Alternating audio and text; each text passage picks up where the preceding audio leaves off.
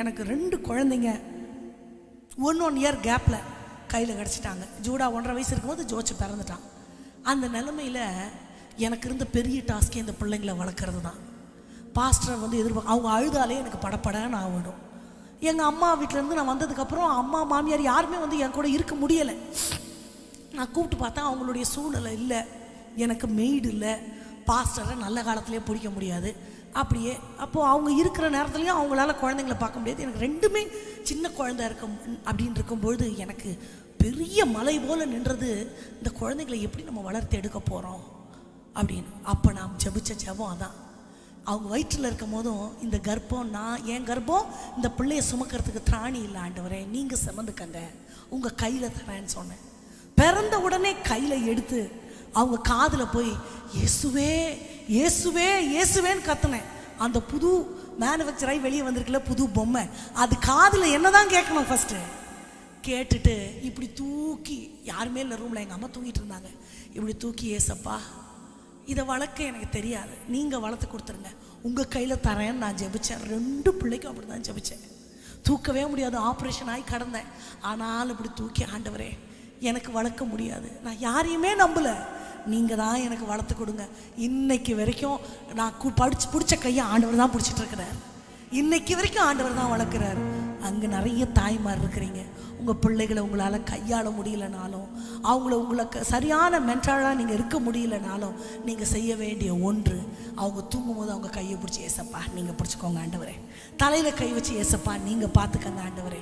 நமக்கு இருக்கிற நம்பிக்கை, பலன், ஆதாரம், ஊன்றுகோல் எல்லாம் யார் மட்டும்தான்? தகப்பனும் தாயும் என்னை கைவிட்டாலும் என்னை சேர்த்துக் கொள்கிறவர் யார்? கேடு வரும் நாளில் கூடார மறைவினிலே ஒளித்துக் கொள்கிறவர் யார்? அந்த ஆண்டவரை பார்த்து சொல்லாமா கைகளை தட்டி?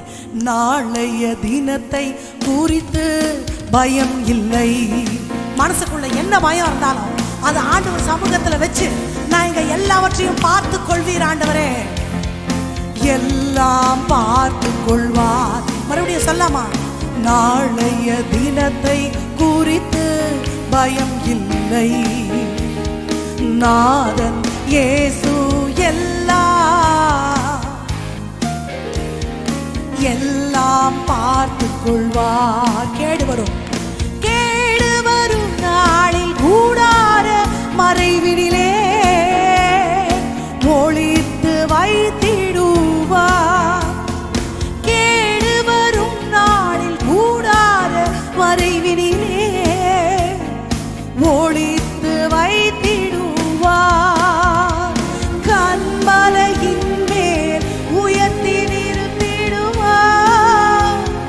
கண்மலையின் மேல் உயர்த்தி நிறுத்திடுவார். கலக்கம் எனக்கில்லை, ஆவே கலக்கம் எனக்கில்லை. நாளைய தினத்தை குறித்து பயம் இல்லை, நாங்கள் இயேசு எல்லாம் பார்த்து கொள்வார். சத்தமா கைத்தட்டி லாலா லலா லாலா லாலா லாலா லாலா லாலா லாலா லாலா லாலா லாலா லாலா. ஹல்லேலூயா.